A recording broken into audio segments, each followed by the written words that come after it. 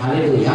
Saudara bisa baca lagi nanti di dalam ayat 17 sampai ayat 32, manusia baru. Jadi berubah.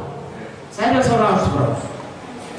Dari mulai saudara lahir baru, mulai saya lahir baru, sampai kita dipanggil Tuhan, kita harus berubah. Roma 8:9 berkata, makin hari makin menjadi Yesus. Seperti Yesus.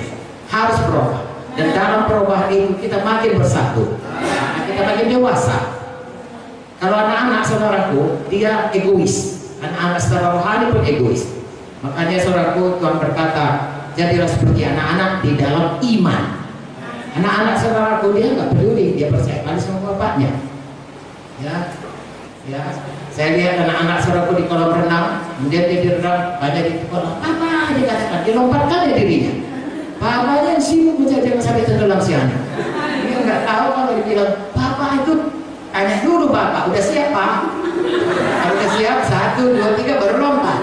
Dia tidak, saking percayaannya sama bapaknya. Bagaimana pun pasti tangga bapakku. Dia hanya cukup berkata, kakak, katanya, kok dilemparkannya dirinya. Jadi orang tuanya mencari supaya jangan sampai anaknya tenggelam. Mengapa? Dia punya iman. Tetapi saudaraku, kalau secara pengetahuan rohani kita anak-anak, firman Tuhan mengatakan jangan tetap tinggal anak-anak. Kenapa? Karena anak itu egois. Kita sekali dilahirkan dalam dosa, mempunyai kodrat, ya suka berdosa karena Adam sudah berdosa, lalu diturunkannya sifat itu kepada kita. Nah saudaraku, jangan jadi anak-anak terus, karena anak-anak itu egois. Ya, saudara akan terus egois dalam hidup saudara. Padahal untuk menjaga kesatuan, saudara harus bertumbuh dalam kasih saudara. Supaya gereja itu boleh bertumbuh, semua harus bertumbuh dalam kasih. Haleluya. Semua harus berubah. Apalagi dosa hukum 10, mulai dari jangan ada padamu Allah yang lain, kemudian mengasihi sesama saudaraku, menghormati orang tua, menghormati pemimpin dalam sidang saudara, mulai dari PKS saudara atau orang yang membawa saudara kepada Tuhan, abang-abang rohani saudara, ya PKS, di sektor, saudara hormati. Kemudian jangan membunuh, jangan marah, karena memarah itu saudaraku itu membunuh. Salah satu Yohanes, jangan marah. Nanti saya bacakan sebentar.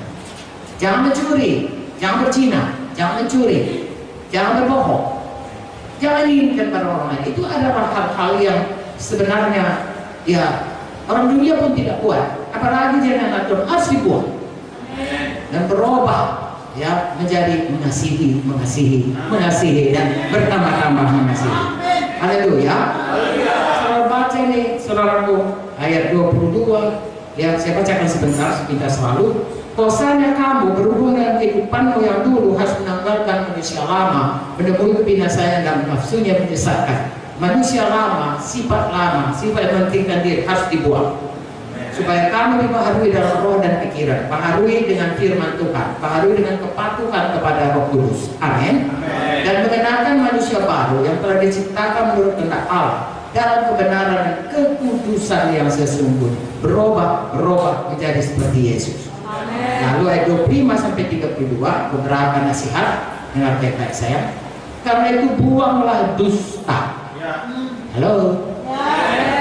Penyelidikan dalam dunia kekristenan mengatakan 90% orang Kristen masih bohong.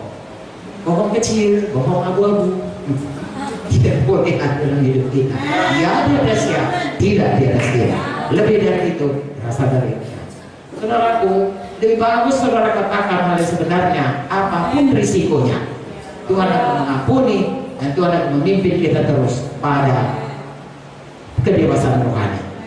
Jangan bohong. Haleluya. Sini dikatakan, yang pertama sekali dari pembaharuan ini adalah buang dusta.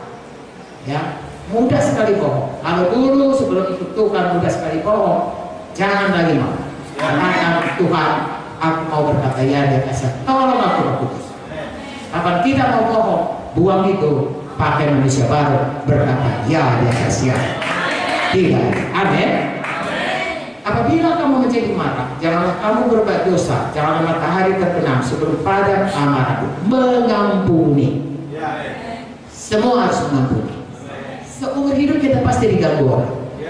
Ya, kalau dia tidak awas, dia bisa dipakai setan untuk mengganggu kita. Kalau dia belum dewasa rohaninya, memang dia suka, saudaraku, ya, hal-hal yang mengganggu, maka dia akan mengganggu kita. Tapi yang mana pun itu, firman berbilang harus kita ampuni. 7 kali cukup Tuhan, katakan tidak, 70 kali 7, 490 kali dalam sehari. Yang kata lain, selalu mengampuni. Amin, saudaraku. Sebab mengapa? Ayat 27, jangan beri kesempatan kepada iblis. Karena kalau kita marah terus tidak mengampuni, saudaraku, firman Tuhan berkata, jangan marah, itu akan membawamu pada kejahatan.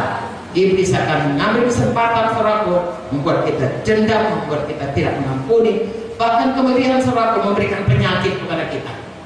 Ya, yang darah tinggi lah, yang stroke lah, yang sakit mah lah, yang rematik lah, itu biasanya datang dari kemarahan yang tidak terselesaikan, stres, ya, dan lain sebagainya. Berhenti marah, mari mengampuni. Orang mencuri, jangan lagi mencuri, tapi baik dan kerja keras melakukan pekerjaan baik dengan tangan sendiri supaya dapat memberikan sesuatu kepada orang yang berkekurangan. Jadi kalau bertobat tidak hanya cukup berhenti, tapi mengerjakan yang kebalikannya. Kalau mencuri berhenti mencuri, sebaliknya kerja keras, tadinya mengambil harta orang, sekarang memberi kepada orang. Tadinya marah, berubah menjadi ramah.